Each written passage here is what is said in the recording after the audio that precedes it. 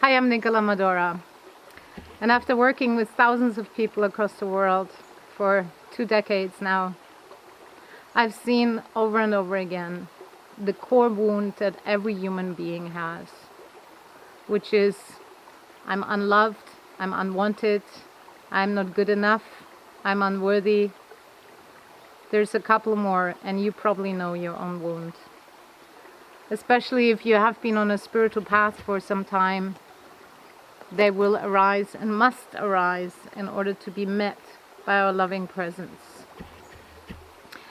And also you may have noticed in your own life how this wound is impacting all your relationships and the way you live and the way you feel, because it keeps calling out to be met. Now, how do we do this? There's often in the New Healing movement an approach of trying to fix this wound, get rid of this wound, transform this wound, change this wound, and use maybe affirmations, and you keep repeating them, and 20 years later you still feel worthless. Maybe you have experienced that. And there's a reason for that.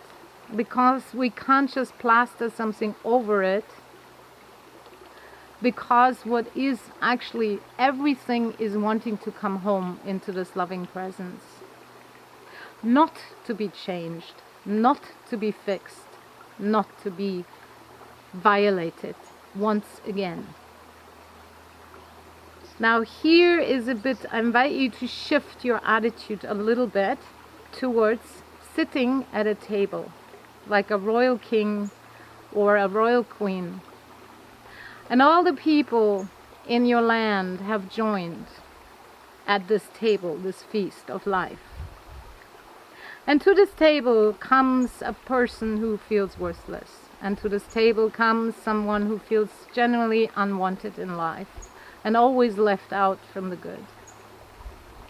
And to this table comes the jester, and to this table comes also the playful child.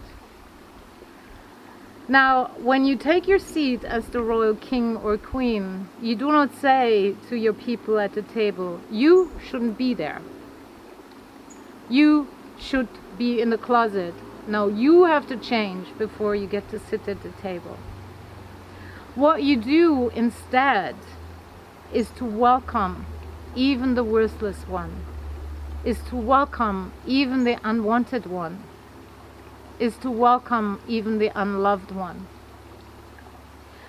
So it is truly an approach of loving presence, where you learn to meet the one who feels not good enough, with an approach that is utterly loving and present, that can say, you too have a place here. You too I will feed my love, my compassion, my presence, not for you to change. I treat the worthless one as if this one has worth. I treat the unwanted one as if this unwanted one is wanted. I treat the one who feels not good enough, that in my eyes, you are good enough in that particular wound. And only when we dare to approach this in a different way and allow the pain to come forth of a one that feels so unloved, and maybe for a very good reason, and offer the food of our kindness and offer the awareness. You are not that wound, but there is someone in you who's calling out for you to be taken home, to be met and truly loved. And when you dare to do that, in that moment, this part of you that feels unwanted will feel, without having to change, without having to be fixed, it truly has a place at the table of your own humanity. And what happens within you when you approach it that way, is that your own presence grows bigger and stronger, and your own love in your own heart grows bigger and stronger. And thereby you can meet literally everything that arises within and all around, including with other people.